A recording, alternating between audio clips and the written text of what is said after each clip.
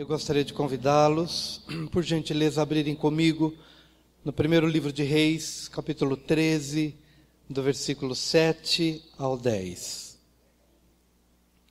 Primeiro livro de Reis, capítulo 13, de 7 a 10.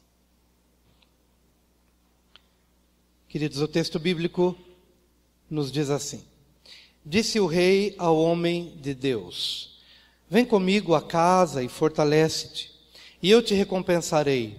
Porém o homem de Deus disse ao rei: Ainda que me desses metade da tua casa, não iria contigo, nem comeria pão, nem beberia água neste lugar. Porque assim me ordenou o Senhor pela sua palavra, dizendo: Não comerás pão, nem beberás água, e não voltarás pelo caminho por onde foste. E se foi por outro caminho, e não voltou pelo caminho por onde viera a Betel.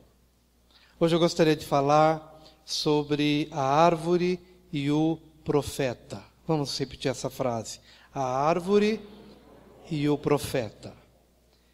Essa é apenas uma pequenina parte dessa passagem, que ela é um pouco mais extensa, mas para que a gente não fique aqui em leitura, eu prefiro explicar o que está acontecendo.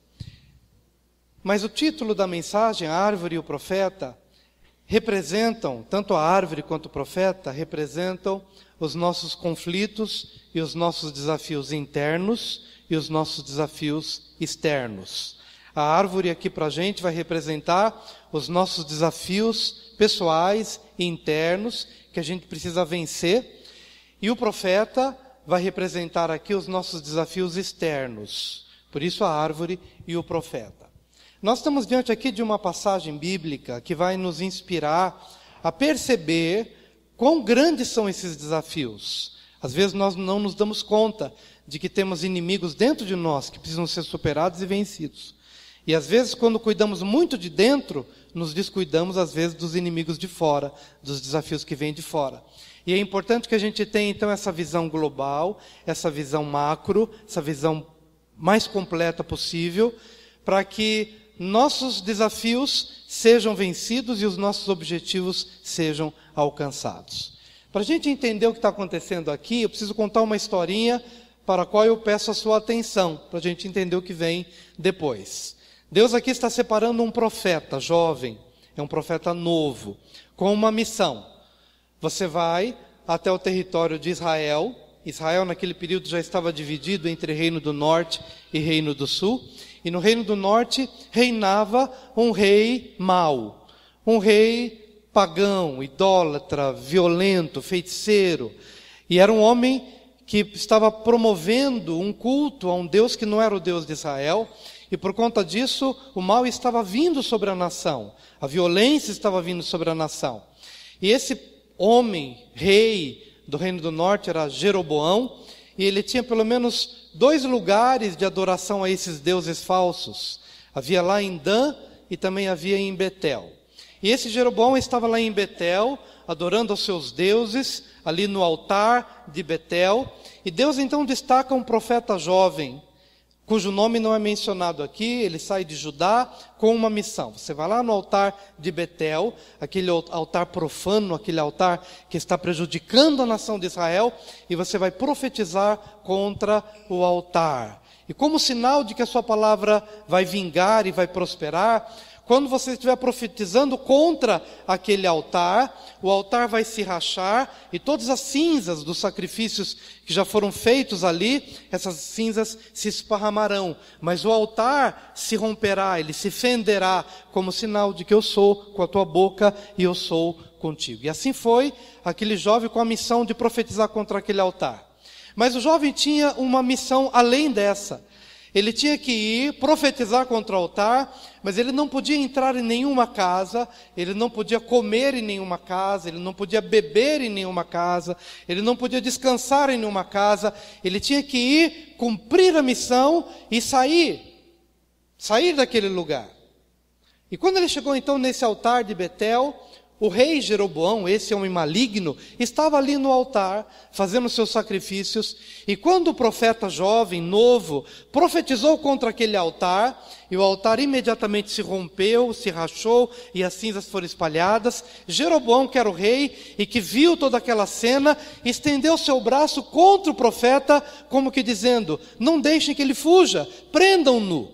Mas quando o braço do rei se estendeu na direção do profeta jovem, Deus era tão vivo na vida daquele jovem que o braço do rei ficou duro.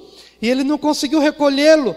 Foi uma coisa tremenda que aconteceu, um sinal gigantesco da presença de Deus. A mão do rei ficou ali paralisada, engessada, dura. E então veio o temor sobre o rei, e o rei pediu: ó profeta, ao invés de te prenderem, ore por mim. Ou seja, interceda ao teu Deus por mim, para que eu possa reaver o meu braço. E então o profeta jovem teve misericórdia, orou a Deus, e o braço do rei pôde ser restaurado. E então, por causa do temor de Deus que veio sobre Jeroboão, Jeroboão viu que era Deus quem estava falando por meio do profeta, então convidou o profeta jovem, dizendo: entra na minha casa, coma um pouco, beba um pouco, e além disso, eu te recompensarei. Era muito comum recompensar com ouro, com prata, com pedras preciosas. E aquele jovem, no vigor daquela ação espiritual, no vigor da espiritualidade, do temor do Senhor e das evidências e dos sinais de que Deus estava ali, disse: ainda que você me dê metade da tua casa, eu não posso entrar na tua casa, eu não posso comer, não posso beber e não posso levar recompensa, porque há uma palavra de Deus sobre a minha vida. E assim, naquela unção, aquele jovem profeta foi embora. E não tomou o caminho de entrada. Deus havia dito: vai por um outro caminho. E assim ele fez. Foi por outro caminho e foi embora. Até descansar um pouquinho debaixo de uma árvore. Pois bem, essa notícia chegou aos ouvidos de um profeta daquela cidade. Há uma diferença entre o profeta jovem, que fizera tudo isso, e um profeta velho, o profeta que já morava naquela cidade. Ele ouviu aquela história do jovem profeta, e aí ele inquiriu: por onde ele foi? Eu quero ir conhecer esse jovem profeta. E então abordou o jumento e foi na direção e o encontrou debaixo de uma árvore. E então esse profeta velho chegou para o profeta novo e disse: entra na minha casa, coma um pouco, beba um pouco. E o jovem profeta disse: não posso. Da mesma forma que falara ao rei, falar agora ao profeta velho, dizendo: eu não posso, há um mandamento de Deus que eu não posso entrar, não posso comer, não posso beber, eu vou embora. Mas o profeta velho mentiu para o profeta novo e disse o seguinte: entra, porque eu também sou profeta, e um anjo me falou da parte de Deus que eu deveria te procurar para te convidar para você entrar na minha casa. E então o profeta novo foi na onda do profeta velho e acabou cedendo aquele convite, entrou na casa do profeta velho, comeu, bebeu, e aí depois Deus usou o profeta velho para dizer: você desobedeceu a Deus, você não deveria ter entrado, você não deveria ter comido, não deveria ter bebido, portanto, algo vai lhe acontecer quando você sair daqui. E então o jovem saiu, pegou seu jumento e foi embora, mas quando ele saiu, um leão saiu ao encontro do jovem profeta e o matou. E o profeta velho, quando soube disso, foi na direção, pegou o corpo do jovem e o enterrou e disse o seguinte: olha, quando eu morrer eu quero ser enterrado junto com o profeta jovem. É uma história estranha, como às vezes a gente encontra aqui na Bíblia muitas coisas que a gente não entende a princípio, até que a gente vai estudando e perguntando e inquirindo de Deus e buscando revelação. E o conhecimento vai chegando e a gente vai entendendo que aquilo que a princípio pode parecer complicado, mas faz igualmente parte da minha vida e da sua vida todos os dias. E às vezes a gente não consegue ver com esse olhar, mas vamos pedir graça da parte do Senhor para compreender o que está acontecendo e qual que é a lição que Deus quer que eu entenda e leve para a minha vida, leve para a minha semana, leve para os meus contextos de vida. O que está acontecendo aqui? Conflitos internos e externos. Desafios pessoais, interiores e desafios que vêm de fora. Em primeiro lugar, a árvore. Quando você continua lendo essa passagem, a Bíblia diz que quando o jovem profeta se dirigiu ao altar lá de Betel e profetizou, e o altar se rachou, as cinzas foram espalhadas, e o braço do rei foi endurecido, e ali Deus provou mesmo que estava com o jovem, e ele não aceitou o convite do rei de entrar, comer, beber, ele foi embora. Mas ele parou debaixo de uma árvore. Há uma tradução que diz que era a grande árvore. A gente não sabe muito bem que árvore era aquela. Na minha tradução que eu li aqui, era um carvalho tão somente. Numa outra tradução, era uma grande árvore. Mas isso automaticamente nos remete às duas árvores que nós encontramos no início de todas as coisas lá no Jardim do Éden. Deus colocou muitas árvores, mas duas em especial. Uma era a árvore da vida. Coma da árvore da vida. Viva em obediência a Deus. Faça o que tão somente Deus disse para fazer, e você vai ser feliz no seu casamento, você vai ser feliz no seu matrimônio, você vai ser feliz e abençoado na educação dos seus filhos, no seu trabalho, haverá prosperidade, haverá água, haverá comida, haverá provisão. Coma da árvore da vida e você terá a mão de Deus na sua vida em todas as áreas. Obedeça a Deus, talvez você não entenda muito bem, mas faça aquilo que Ele está mandando fazer e você vai comer da árvore da vida. Mas lá no Jardim do Éden tinha uma outra árvore. Era a árvore do conhecimento do bem e do mal. E todo aquele que se assenta debaixo dessa árvore, eu não quero dizer que literalmente era essa árvore debaixo da qual o profeta se refugiou para descansar um pouco, mas a Bíblia diz que era uma árvore, uma grande árvore. E eu acredito, amados, que debaixo desta árvore, depois de uma grande vitória e depois de uma grande unção, de repente a pessoa vai saindo e vai se refugiando e vai descansando debaixo de uma árvore e começa a racionalizar, e começa a pensar, e começa a questionar, e é exatamente nesta hora, neste lugar que mora o perigo. Muito provavelmente ele começou a pensar assim: puxa, a unção de Deus estava tão forte, e o rei, a autoridade máxima, me convidou para entrar na casa dele, para comer e para beber, e para ser recompensado. Tinha ouro lá, tinha prata lá, tinha pedra preciosa lá. Será que eu não podia ter levado um colarzinho? Será que eu não poderia ter levado um anelzinho? Que mal teria, eu estava com sede, ter entrado na casa do rei e ter bebido um pouco d'água. Sabe quando a gente se assenta debaixo da árvore, depois de uma grande vitória? Por exemplo, isso não está distante da gente não. Quando você está aqui me ouvindo, eu tenho certeza de que Deus faz com você o que Ele faz comigo.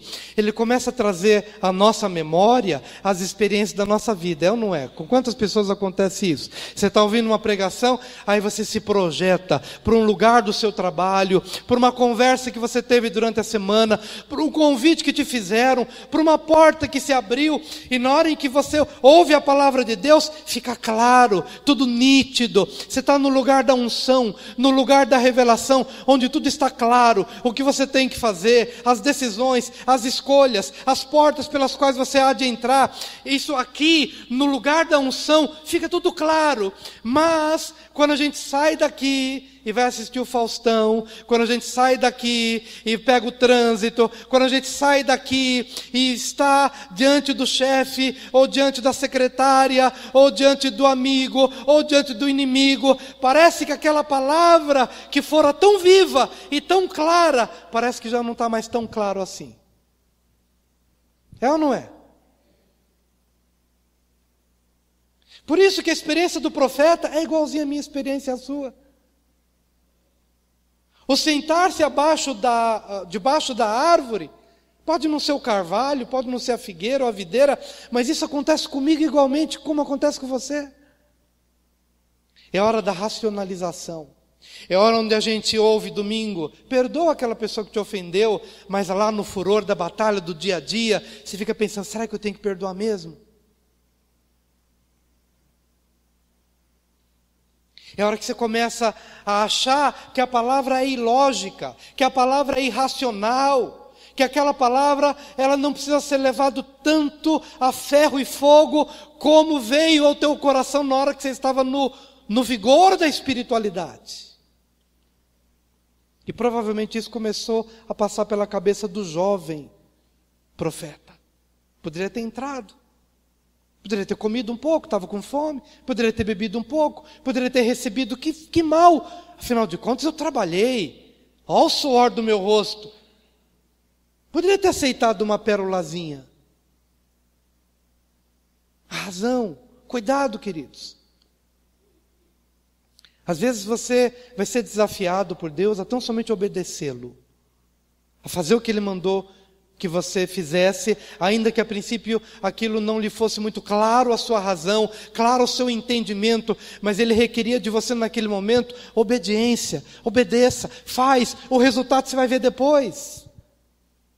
É ilógico simplesmente o rei estender a mão e o braço dele ficar duro, não dá para explicar, mas é a unção de Deus, aquilo foi um testemunho vivo. É ilógico uma palavra ter poder de rachar um altar, espalhar as cinzas. É ilógico, vai querer entender com a sua cabeça, não dá, mas obedeça, faz o que Deus está mandando e as coisas vão acontecer. Mas debaixo da árvore, queridos, a gente começa olha, não é bem assim. Não preciso ser tão puro assim. Não preciso ser tão fiel à minha esposa assim. Eu posso dar uma escapadinha. Debaixo da árvore a gente fica racionalizando o que não se pode racionalizar quando se deve receber pela fé. Debaixo da árvore a gente sente também, além disso, a gente sente um pouquinho também da nossa alma e da nossa solidão e da falta de reconhecimento. Sabe, um jovem profeta, ele vai, ele estende a mão do rei fica dura, o altar se racha, as cinzas se espalham. Gente, e não tenho a possibilidade nem de postar essa foto do altar rachado no Facebook para receber uma curtidinha. Será que eu não tenho direito? Parece que Deus é muito cruel comigo. Ele me manda sozinho, uma missão ingrata, e eu ainda tenho que sair pelo outro caminho. Nem pelo mesmo caminho eu posso, porque quem sabe, pelo mesmo caminho eu encontre ali alguém que me dê um tapinha nas costas e diga, olha, você é um homem de Deus de verdade, hein? Olha que palavra poderosa, rachou o altar, cinzas foram espalhadas, e o rei, você viu a cara do rei? Mas debaixo da árvore, a gente se sente solitário. Debaixo da árvore, não tem uma alma vivente para curtir a foto do altar quebrado, rachado. Não há uma curtida, não há um comentário, não há um aplauso, não há um reconhecimento, não há um elogio. Por isso eu quero dizer, queridos, que as experiências do jovem profeta são as minhas e são as suas.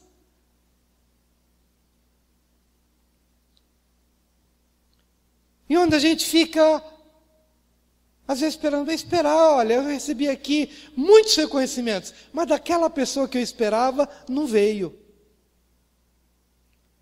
É justamente a hora em que você, mais uma vez, senta debaixo da árvore e racionaliza, senta debaixo da árvore e sente a sua solidão, e sente a falta de reconhecimento, e essas coisas, para a vida do profeta, talvez pudessem ser alguma coisa assim muito ruim,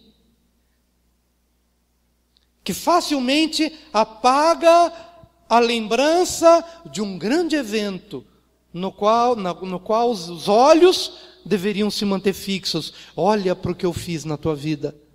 Mas de repente a gente não olha para aquilo, a gente vai olhar para a solidão, a gente vai conjecturar com as folhas, com a árvore, com a madeira, com um pedaço de pau, e vai sentir a nossa solidão. E é na solidão que as pessoas se drogam, é na solidão que as pessoas se afundam na bebida, é na falta de reconhecimento, às vezes, do matrimônio, de um amigo, de uma esposa, de um filho, que as pessoas começam a achar que a vida não vale a pena. E elas se afundam na falta de sentido existencial, na falta de propósito para a vida.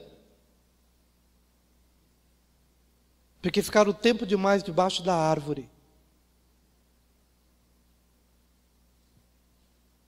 Ficaram tempo demais debaixo da árvore. Mas é debaixo da árvore também que a gente começa a perceber que a gente é de carne e osso e a gente tem fome e sede. E a gente tem necessidades. Acho que naquela hora, na solidão, ele começou a sentir o estômago fazer barulho. Sabe quando a gente está deitado e o estômago da gente ronca e a esposa, você está com fome? Por quê? Eu estou ouvindo seu estômago fazer barulho. Mas na solidão, ele começou a perceber, gente, eu estou com fome, eu tenho necessidades físicas, necessidades fisiológicas, necessidades biológicas, necessidades para as quais a gente também começa a buscar justificativas. E tudo isso acontece aonde? Debaixo da árvore.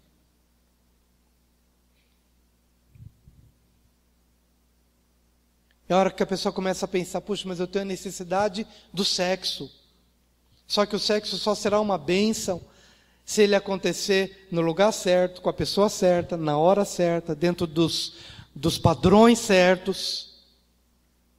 Mas é debaixo da árvore que a gente começa a exacerbar a consciência das necessidades que nós temos. De repente a gente começa a achar que a gente precisa desesperadamente daquilo, como Jesus que estava lá no deserto, num deserto de 40 dias e 40 noites, e num determinado dia ele estava com tanta fome, que parece que ele olhava para a pedra, e a pedra saía fumacinha como de um pão que sai do forno, e ele começou a se sentir tentado a transformar aquela pedra em pão, e o diabo vem, por que você não faz isso? E ele reconhece que é o diabo quem está querendo fazer com que ele priorizasse as suas necessidades físicas, e então olha para o diabo e diz, arreda o pé de mim, Satanás, porque nem só de pão viverá o homem, mas de toda palavra que procede da boca de Deus, disso viverá o homem. Então a minha carne pode esperar, o meu corpo pode esperar, então essa necessidade que eu tenho sentido de uma determinada coisa, até lícita, porque ali era lícito, teoricamente falando, o pão, a água, tudo era lícito, mas não era lícito se Deus havia dito, você vai comer, você vai beber, mas não neste lugar, é no outro lugar. Mas sabe quando a gente está debaixo da árvore, queridos? A gente acha que pode pegar aquele dinheiro que não é nosso. A gente acha que pode cobiçar a mulher que não é nossa. Debaixo da árvore, a gente começa a colocar aquilo que a gente julga ser nossas necessidades em primeiro lugar. De tal maneira que quando chegou uma segunda pessoa, com a mesma oferta, ele já estava com tanta fome, com tanta sede, e ainda mais vindo de um profeta, convencido por um anjo. Gente, juntou a fome com a vontade de comer. E se você fica durante a semana, diante da internet, alimentando a sua mente e dizendo para você mesmo que você tem direitos, que você fica alimentando com o seu olhar, com o seu ouvido, os direitos que você acha que tem, de saciar uma coisa ou outra, em detrimento a algo que Deus previamente já colocou para você. Então toma cuidado, porque basta uma segunda oferta, basta uma segunda pessoa, talvez com uma aparência um pouco mais espiritual, fazer o mesmo convite, pronto. Porque você já alimentou na sua mente. Porque você já aceitou aquilo como verdadeiro na sua mente.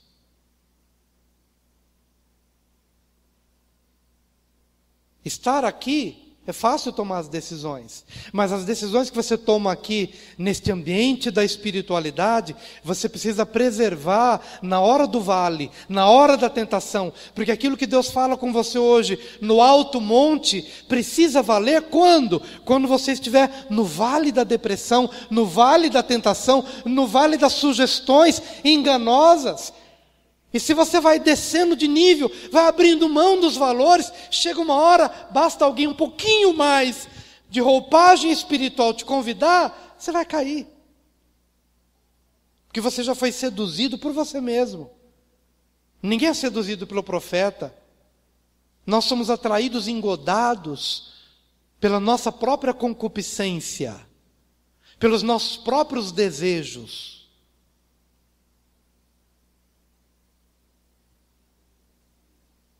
Amém? Agora guarde. Cuidado também com a espiritualidade quando ela não é entendida de forma correta. Porque se o diabo não consegue te pegar, você cristão, nos convites grosseiros para o pecado, por que ele não consegue te pegar? Porque você já sabe. Você sabe que adultério é adultério, você sabe que roubar é roubo. Então essas tentações grosseiras já não te pegam mais. Então vamos colocar uma roupagem espiritual, como o diabo procurou fazer com Jesus lá no deserto. Na primeira tentação, então, por que você não transforma essa pedra em pão? Não, arreda o pé de mim, Satanás, porque está escrito, nem só de pão viverá o homem, Deuteronômio capítulo 8, mas de toda palavra que procede da boca de Deus, diz viverá o homem, pronto. Aí o diabo ficou esperto, a segunda tentação já foi com uma aparência de espiritualidade. Então por que você não vai lá para o templo? Olha só, Jesus, por que você não vai lá para o templo e salta lá do templo? Porque está escrito também, no Salmo 91, que Deus dará ordem aos anjos para que você não tropece. E com isso, Jesus, quando você saltar do pináculo do templo e que os anjos te sustentarem, todo mundo vai te reconhecer como Messias, como Filho de Deus, vai encurtar o seu tempo, você não vai precisar sofrer, você não vai precisar ficar aí lidando com o fariseu, com o escriba, com o saduceu. Quando você pular do templo e os anjos te abraçarem, olha só que proposta espiritual. Olha que proposta espiritual. Vai encurtar teu caminho. Todo mundo vai te aplaudir e reconhecer que você é o Messias. Por que você não faz isso? Aí Jesus pegou um outro texto bíblico e disse: não tentarás ao Senhor teu Deus. Mas veja que para vencer a segunda tentação já é mais difícil do que da primeira, porque a primeira é uma tentação grosseira, que o diabo sabe que já não pode mais bater naquela porta na sua vida, então ele vai pegar alguma coisa mais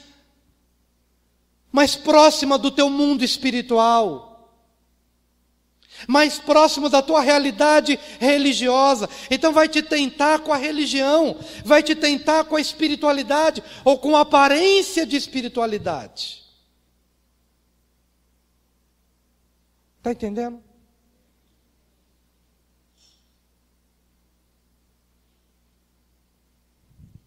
É como um marido descrente que pede para ter intimidade sexual com a sua esposa, mas ela não quer ter intimidade sexual com ele, mas se esconde atrás da religião, dizendo: não, eu entrei agora num período de jejum, eu não posso ter intimidade sexual com você. Veja como que de repente as coisas espirituais também, ou a aparência de espiritualidade, pode camuflar ou pode esconder profundas distorções dentro de nós. Veio um profeta, não, eu sou profeta. Um anjo de Deus me disse que era para você entrar na minha casa.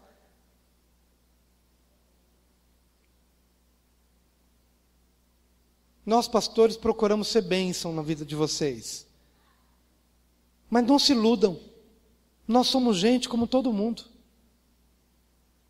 Às vezes nós também somos acometidos de vaidade, de inveja, de orgulho. Então você também tem que ter maturidade para peneirar aquilo que vem de Deus, que passou pela nossa vida e tocou na sua vida, porque é a palavra de Deus, porque é a unção de Deus, receba. Mas alguma vaidade nossa no nosso dia a dia, alguma coisa que a gente fala, ou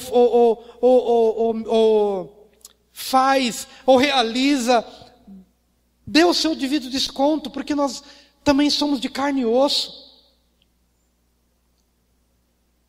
Não vá na nossa onda, quando de alguma forma nós estivermos acometidos de vaidade, de orgulho, de arrogância. Que tenhamos humildade para poder perceber essas contradições que existem dentro de nós também. E se esse jovem tivesse tido a maturidade, ele teria olhado para aquele profeta velho e teria dito: tudo bem, eu te respeito muito, mas eu tenho uma palavra de Deus e eu não posso ferir o que Deus me falou. Você pode ter um estilo de vida, mas aquilo que eu aceitei para a minha vida é diferente disso. Deus me disse que eu deveria falar, profetizar, mas não comer, não entrar, não participar disso. Tudo bem, eu te respeito, mas eu vou seguir o que Deus colocou no meu coração.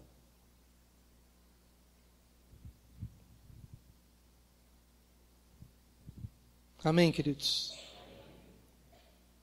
Então a árvore representa o diálogo com a razão, a árvore representa o diálogo com as emoções, a árvore representa o namoro com as necessidades físicas, acima do que Deus falou.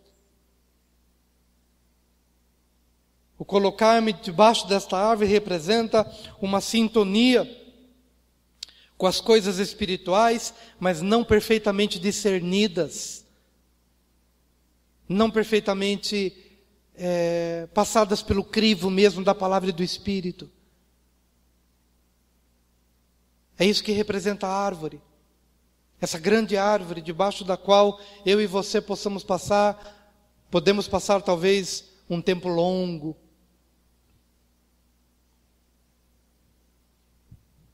Amém? Mas, meus amados, tem um profeta. E o profeta aqui é a árvore e o profeta. O profeta aqui não é o profeta jovem, mas é o profeta velho. Ele aqui vai representar os nossos desafios externos. Há 3 desafios para os quais a gente precisa atentar: a carne, o mundo e o diabo. Diga isso: a carne, o mundo e o diabo. Então, vamos falar os 3 juntos agora: a carne, o mundo e o diabo. Agora, para decorar mesmo, você sair daqui ciente de que é contra esses 3 que você tem que militar, batalhar: a carne, o mundo e o diabo. Essa carne representa a minha carne, mas nesse caso aqui, essa minha carne já foi exemplificado pelo que eu disse agora há pouco no jovem profeta. Suas necessidades, o que ele queria, o que ele desejava, tal. Mas nesse caso agora, quando estamos olhando para o profeta velho, a carne já não é mais a do jovem, mas é a carne do velho. Porque a Bíblia fala sobre a carne que tem as suas obras. E uma das obras da carne é a inveja. O que o profeta velho sentiu acerca do profeta novo? Inveja. Olha só a situação. O profeta velho morava naquela cidade do altar. O profeta velho,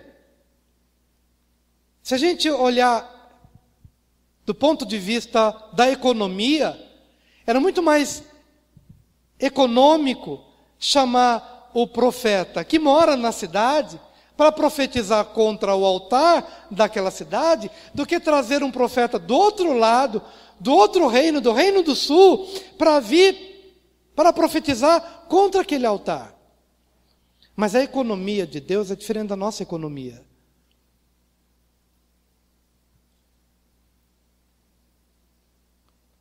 Por que Deus já não falava mais com o profeta velho? Porque aquele profeta velho, além das outras razões, naquele momento, ele estava muito provavelmente extremamente preso pela inveja, acomodado pelo contexto em que ele vivia. E então, quando o jovem novo veio e profetizou e as coisas aconteceram, lá dentro ele pode ter pensado: por que Deus não me chamou?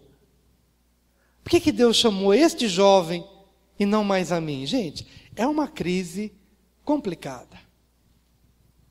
Olha só a nossa realidade quando a gente vai chegando numa determinada fase da nossa vida, um bom profissional, um engenheiro, um advogado, um médico, né? Mas aí você está num determinado lugar ou numa empresa e começa a perceber que aquele jovem conhece mais de internet, está mais ligado ao mundo virtual, parece que ele tem uma habilidade que você se sente um pouco desatualizado, e aquele jovem vai chegando. O que pode se passar pelo coração do mais velho? Esse jovem vai tomar o meu lugar. E a inveja é interessante que ela tem tipo um efeito bambolê. Para funcionar o bambolê, ora ele tem que estar perto e ora ele tem que estar longe, né? Você dá aquela reboladinha e aí o bambolê fica ora perto, ora longe, ora perto, ora longe. E quem está cometido da inveja, vê esse efeito bambolê na sua própria vida. Porque se ele olha para uma pessoa de quem ele tem inveja, ele está sempre olhando para aquela pessoa. Mas por que ele olha para aquela pessoa? Ele acompanha tudo, ele acompanha a vida, os resultados, o que acontece, as fotos. Por quê? Porque ele inveja aquela pessoa. Mas, no fundo, ele está buscando alguma coisa para dizer, mas ele não é perfeito. Olha essa falha dele, olha essa falha dela, olha esse pecado que ele comete. Não é de tão sucesso assim. Olha isso que ele faz ou que ela faz, porque na verdade a inveja, ela traz para perto, mas no fundo ela quer afastar. Ela traz para perto e ao mesmo tempo afasta, porque não há um sentimento equilibrado. Veja que o profeta velho, ele quer saber do profeta novo. Ele quer saber a direção em que ele foi. Qual a direção em que ele foi? Foi nessa direção. Ele então albarda o seu jumento e vai na direção do profeta jovem. Mas por que ele vai? Porque ele quer descobrir uma fraqueza. Entra na minha casa. Um anjo falou comigo que você tem que entrar. Não, Deus mandou que eu saísse. Se ele fosse um profeta maduro, então se Deus falou, meu filho, vai. Porque é melhor obedecer a Deus do que aos homens. Mas quando a pessoa está contaminada pela inveja, ele no fundo quer que aquela pessoa tropece. Ele quer descobrir uma fraqueza. Então a gente tem que tomar cuidado com a nossa carne, mas como desafio externo, tem que tomar cuidado com a carne dos outros também.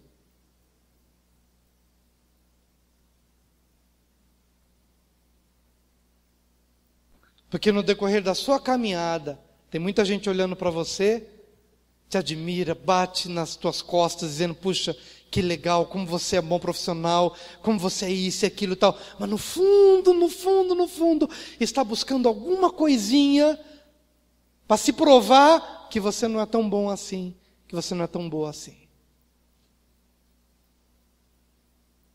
Cuidado com a carne, com a sua carne, mas cuidado com a carne dos outros também.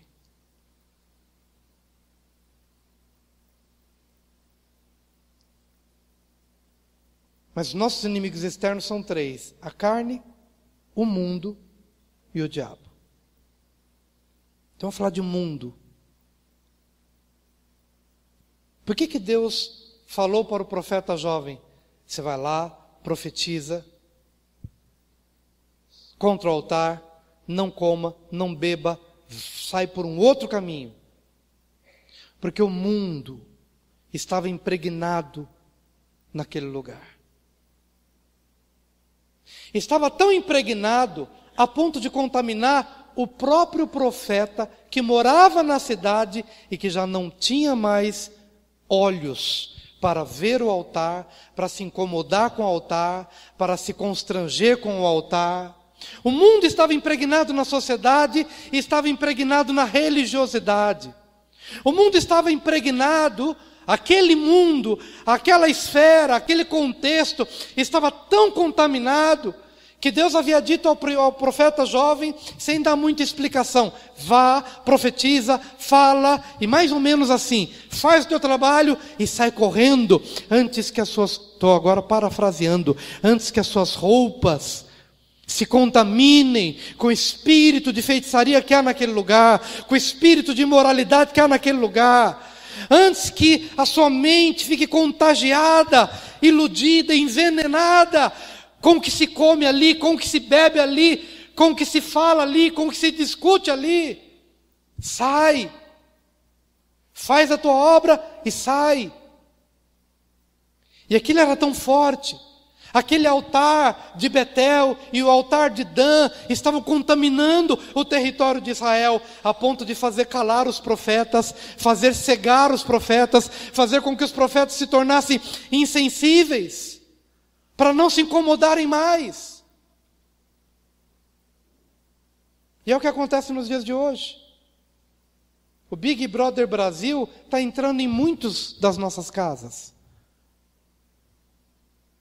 E muitos daqui estão vendo agora a nova modalidade, que não é mais a questão da homossexualidade, porque isso já está superado.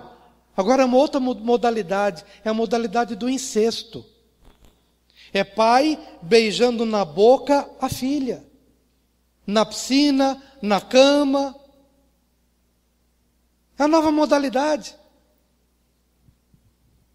Está entrando aí, e as pessoas estão achando bonito. E os crentes estão ligando para votar. Todo ano a gente fala a mesma coisa. Só que as pessoas vão vivendo e já não conseguem mais perceber que isso já está se tornando natural. Mas, meu amado, eu falei disso aqui no ano passado, que depois dessa modalidade, o que a gente viu, a gente não, estou falando daquilo que a gente tem conhecimento, porque graças a Deus isso já não faz mais parte da nossa vida. Mas eu, como pastor, preciso saber para falar isso para vocês. E isso de pai beijando filha, a gente cantou essa bola no ano passado. No ano passado a gente falou, olha, atentem, porque a nova modalidade vai ser essa. Vai ser a relação incestuosa.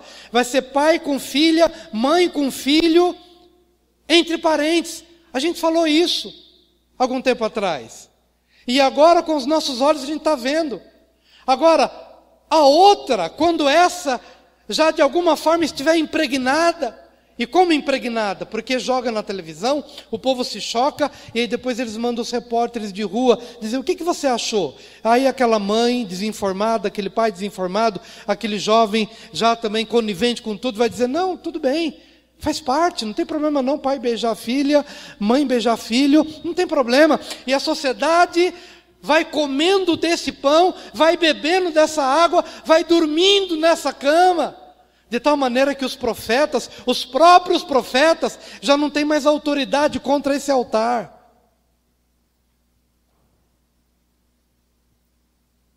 Por isso que Deus não pode mais falar pela boca desses profetas, que já estão comendo dessa mesa, que já estão bebendo desta água, e que já estão deitando nessa cama.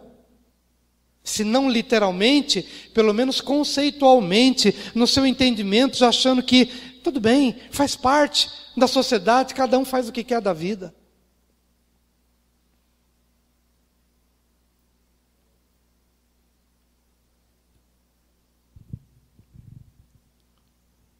Qual é a bola que a gente canta para os próximos anos?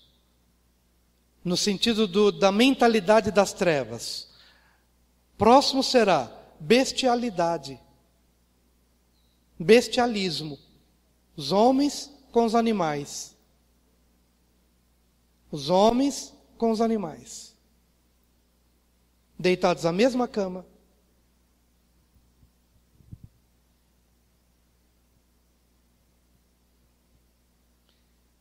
então, meu amado irmão e minha amada irmã, cuidado com a sua carne e cuidado com a carne dos outros. Mas cuidado com o mundo, porque o mundo jaz no maligno. O mundo está podre nas suas relações, o mundo está podre no seu entendimento, nos seus valores. O mundo está podre. Apodrecido pelo pecado, apodrecido pela mentalidade sutil do diabo, impregnada numa sociedade que está comendo desse pão e está bebendo dessa água, e não se apercebe disso, e não tem consciência disso. Aí você vai entendendo porque que Deus falou para o jovem profeta, vai lá, profetiza, mas não coma, não beba, não fica, sai por um outro caminho, como que sacudindo da roupa Da própria roupa, a contaminação de tudo que se processa lá. Porque tudo que se processa lá, eu abomino. Até a apatia do profeta, eu abomino. Até a mudez do profeta, eu abomino. Até a cegueira do profeta, me enoja. Não entra nem na casa dele. Não coma do pão que ele oferece. Porque o pão que esse profeta, contaminado pelo contexto, oferece, é um pão da conformidade. Onde agora tudo pode. E onde não nos constrangemos mais por nada. Nem da casa do profeta eu quero que você entre. Nem que ele diga que viu um anjo.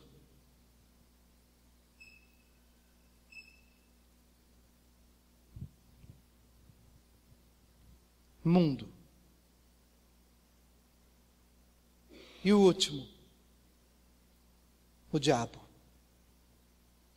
Quem estava do lado de fora da casa, depois que o jovem comeu e bebeu onde não deveria comer e beber? Quem estava esperando ele? Um leão. 1 de Pedro, capítulo 5, versículo 8, a palavra de Deus diz assim: sede sóbrios e vigilantes, o diabo, vosso adversário, anda em derredor como leão que ruge, procurando alguém para devorar. Está escrito. Sede sóbrios. Não se embriague com o vinho desse mundo. Sede sóbrios. Aperceba-se de onde você está, do contexto em que você vive, das conversas que se processam no entorno da sua vida e dos seus filhos. Sede sóbrios e vigilantes. O diabo, vosso adversário. O diabo, aquele que quer o mal da tua família, aquele que quer o mal da sua saúde, quer que você tropece em alguma área. O diabo, vosso adversário, anda em derredor como leão que ruge, procurando alguém para devorar. Ninguém se iluda com isso. Ninguém se iluda com isso. Tão claro como o sol do meio-dia é a palavra de Deus. Tão vivo, tão real, tão experimental por todos nós. Vivemos isso, passamos por isso. Mas a palavra de Deus vem para abrir nossos olhos. Então, cuidado com a sua carne, mas nesse contexto aqui, cuidado com a carne dos outros também. Com aquelas pessoas que talvez você esteja firme no seu casamento, mas cuidado, porque não basta você estar firme, não. Pode ser que alguém não esteja firme no seu casamento, e aí vem com uma lábia, vem com algumas palavras, com espírito sedutor, e aí te pega meio naquele dia lá debaixo da árvore, do diálogo com a razão, com a solidão, com os sentimentos e com tudo mais, e aí casa uma conversa com a outra. Cuidado com a carne dos outros, cuidado com o mundo que nos cerca, influenciado pela política, pela economia, pela mídia, pelo mundo. Cuidado com esse mundo. E cuidado com o diabo. Na verdade, o diabo, ele é apenas a última instância, depois de você já ter tropeçado na primeira e na segunda e tal, aí simplesmente só cai na boca do leão, porque na verdade já se tornou presa fácil. Já se deixou seduzir pelos pensamentos, pelos sentimentos. Então o último personagem aqui é o leão, que só está esperando uma oportunidade, buscando a quem possa tragar. Vamos orar, por gentileza, vem aqui à frente. Aleluia, vamos glorificar a Deus por sua palavra. Sua palavra que é viva e eficaz, penetra até a divisão da alma e do espírito, de juntas e medulas, e é apta para discernir pensamentos e propósitos do coração. Senhor amado, hoje, depois dessa exposição à Tua palavra e ao Teu Espírito, é com temor e tremor que nós nos submetemos a Ti, Senhor. Quando reconhecemos as vaidades do nosso coração, quando reconhecemos as futilidades dos nossos pensamentos, como nós precisamos de Ti, como precisamos da Tua palavra, como precisamos do Teu socorro, como precisamos da Tua inspiração, da Tua iluminação, da Tua revelação. Ajuda-nos, Senhor, nesta manhã. Vem, Senhor, ao encontro de cada um de nós. Vem, Senhor, ao encontro. Vem, Senhor, ao encontro das necessidades. Vem, Senhor, ao encontro. Vem ao encontro, Senhor. Perceba, ó Deus, as nossas fraquezas, nossas desilusões, nossos tropeços. E vem, Senhor, por meio da Tua palavra, fortalecer as áreas vulneráveis. Se o leão tem bramido ao meu redor e cada vez mais perto de mim, por perceber as minhas fraquezas, vem, Senhor, primeiro. Tu és o leão da tribo de Judá. Tu és o primeiro leão que ruge para afugentar os leões inimigos, os demônios, os inimigos da minha alma, os adversários da minha alma. Vem, ó leão da tribo de Judá, Jesus Cristo de Nazaré, com teu rugido, para afugentar todo o mal e fazer, ó Deus, com que essa vida prevaleça contra o mal, prevaleça em meio às crises, prevaleça em meio às situações da vida, em nome de Jesus. Oh Deus, clame agora por força, clame agora por força do Espírito. Chama o Espírito Santo para a sua vida. Chama o Espírito Santo para a sua vida. Chama o Espírito Santo para a sua vida. Chama o Espírito de fortaleza, o Espírito de entendimento, o Espírito de coragem, o Espírito de autoridade. Chama o Espírito de Deus. Chama o Espírito de força. Chama o Espírito de glória. Chama o Espírito que afugenta o mal e faz prevalecer a palavra, faz prevalecer a unção de autoridade sobre a sua vida. Oh, aleluia! Receba nessa hora cura para o seu corpo. Havendo enfermidade na sua vida agora, receba.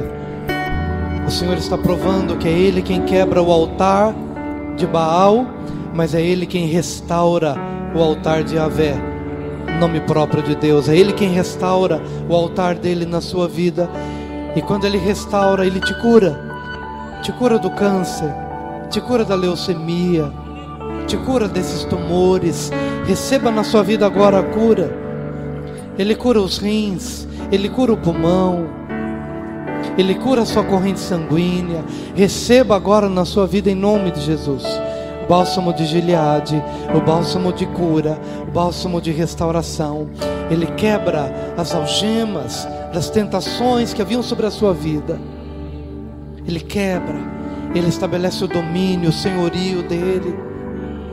Receba nessa manhã. E receba agora também livramento para os seus filhos. Alguns talvez estejam inquietos porque têm seus filhos em outras cidades, em outros estados, em outras nações, e você agora está intercedendo por ele. Levante a sua mão para interceder pelos seus filhos, pela sua casa, pela sua posteridade. Pai, cuida deles, cuida da nossa casa, cuida dos nossos filhos. Tu tens um plano perfeito para a vida de cada um deles. Estenda, Senhor, a tua cobertura sobre eles. Estenda, Pai, te pedimos em nome de Jesus, tua doce, perfeita, completa cobertura sobre eles, sobre a nossa casa. Que eles sejam livres de todo mal e que a unção do teu Espírito os visite onde quer que eles estejam. Assim oramos, agradecidos por tua graça, bondade e misericórdia para com as nossas vidas. Pode abaixar suas mãos, pode abaixar as mãos. Repita após mim: Senhor Jesus, nesta manhã eu entrego meu coração totalmente a Ti. Estou arrependido dos meus pecados. Estou arrependido de ter caído nas tentações que me sobrevieram nos últimos anos. Mas hoje, Senhor, eu entrego meu coração totalmente a Ti. E eu te confesso como meu único e suficiente Senhor e Salvador pessoal. Limpa-me, purifica-me, lava-me por completo. Te agradeço, Jesus. Te agradeço para sempre. Amém e amém e amém.